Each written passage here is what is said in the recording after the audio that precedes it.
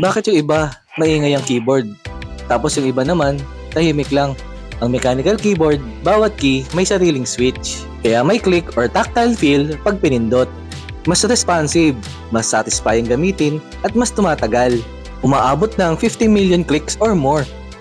Samantalang ang membrane keyboard, parang rubber lang sa ilalim ng keys. Mas tahimik, mas mura, at mas common sa mga office setups. Pero mas mashy ang pakiramdam at mas mabilis mapudpod.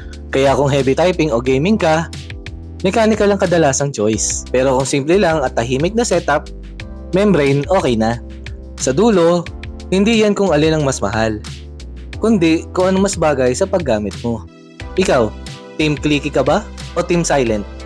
Comment mo naman. This is your Tech Dad. Paalam!